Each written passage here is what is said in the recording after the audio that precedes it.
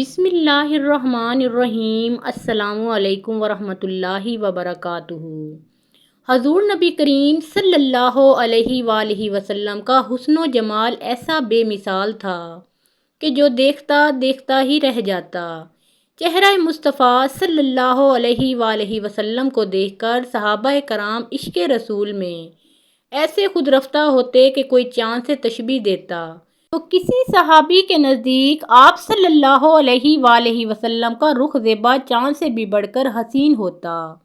کوئی سورج سے تشبیہ دیتا۔ الغرض ہر صحابی اپنے اپنے الفاظ میں عشق کا اظہار کرتے ہوئے نبی کریم صلی اللہ علیہ وآلہ وسلم کے حسن و جمال کو بیان فرماتے تھے۔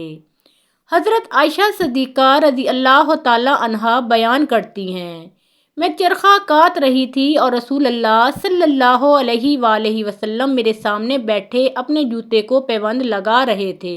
آپ صلی اللہ علیہ وآلہ وسلم کی مبارک پیشانی پر پسینے کے قطرے تھے جن سے نور کی شعاعیں نکل رہی تھیں۔ اس حسین منظر کو دیکھ کر میں حیران رہ گئی۔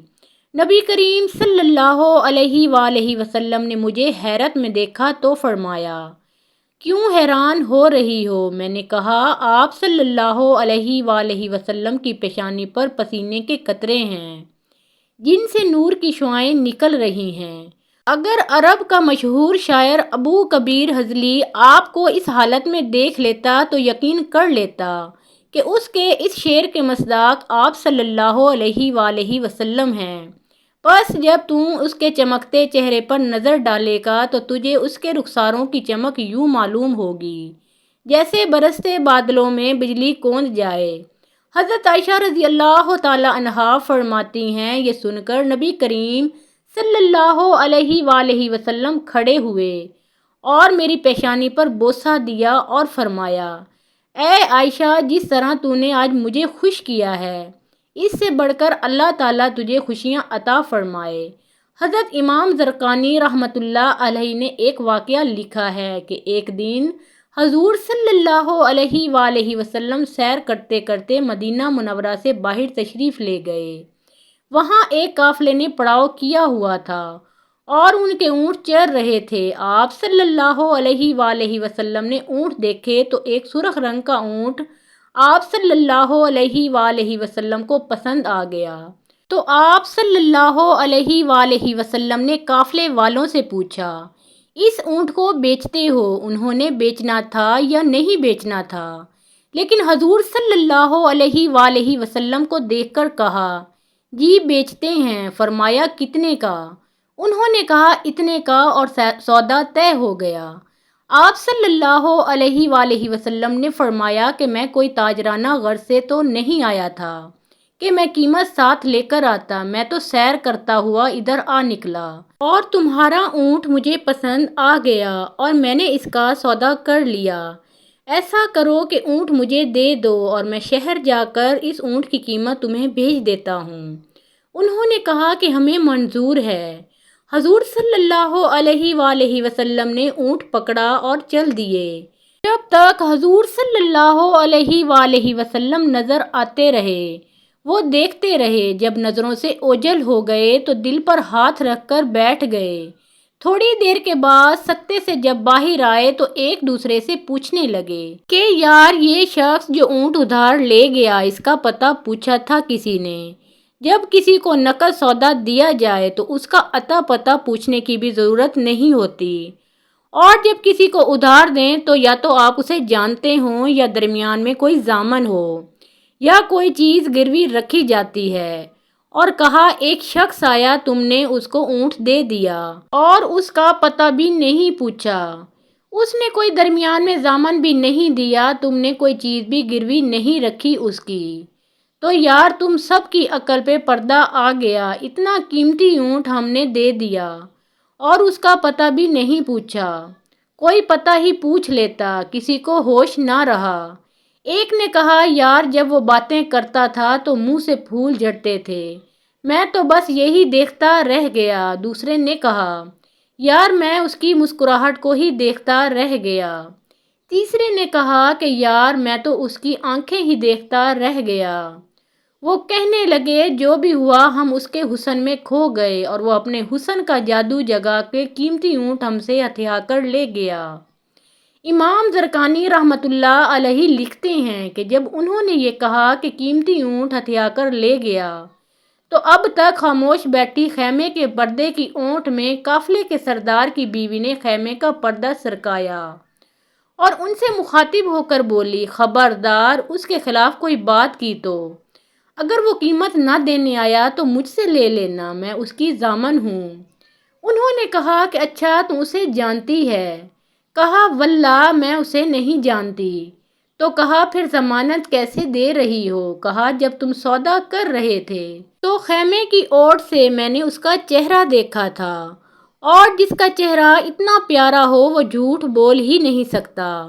ابھی یہ ساری باتیں ہو ہی رہی تھیں کہ اتنے میں حضور صلی اللہ علیہ وآلہ وسلم کے غلام آ گئے۔ کہا کون ہیں وہ لوگ جن سے ہمارے آقا صلی اللہ علیہ وآلہ وسلم نے اونٹ خریدا تھا؟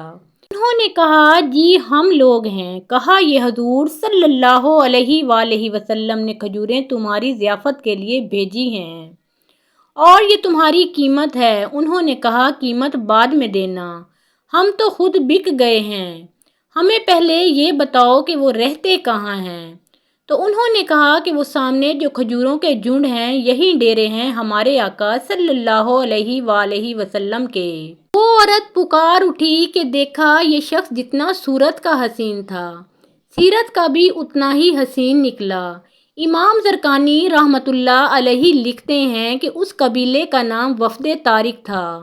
وہ سارے کا سارا وفد طارق اٹھا اور حضور صلی اللہ علیہ وآلہ وسلم کی خدمت میں حاضر ہوا اور حضور صلی اللہ علیہ وآلہ وسلم کے ہاتھوں میں ہاتھ دے کر مسلمان ہو گیا۔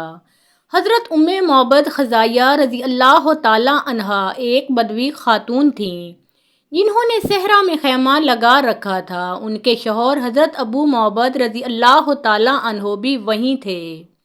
چند اونٹ اور بکریاں ان کا کل سرمایہ تھا اور بکریوں کا دودھ ان کی گزر بسر کا اصل ذریعہ تھا۔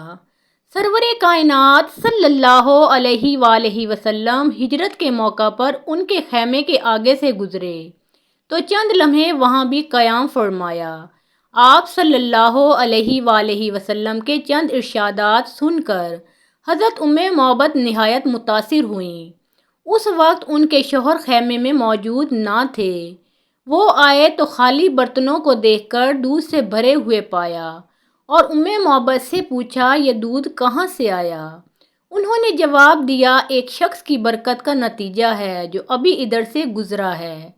انہوں نے تعجب سے سوال کیا وہ ایسا کون سا بابرکت شخص ہے؟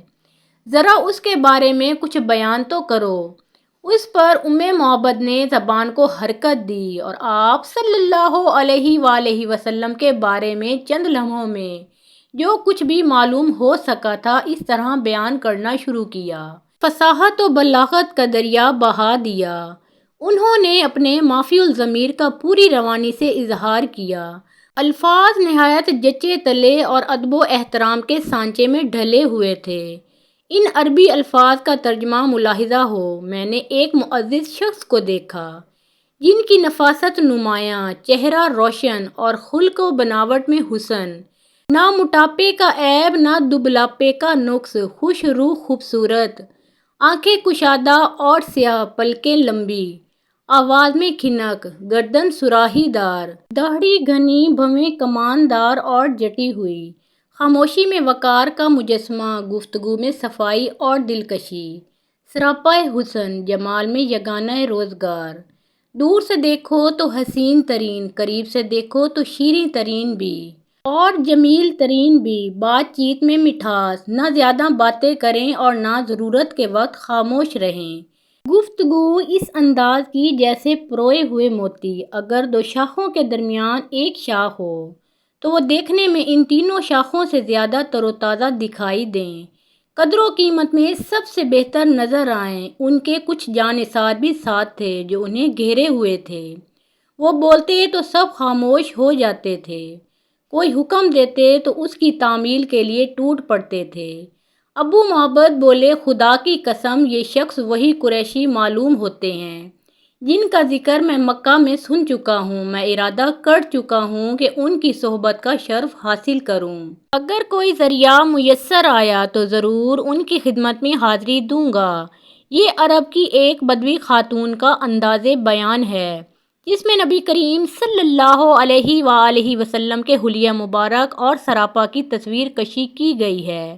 محترم ناظرین، پیارے آقا محمد مصطفیٰ صلی اللہ علیہ وآلہ وسلم کا پیارا نام ایک بار کامنٹ سیکشن میں ضرور لکھیں، اور ویڈیو پسند آئی ہو تو لائک اور شیئر ضرور کیجیے۔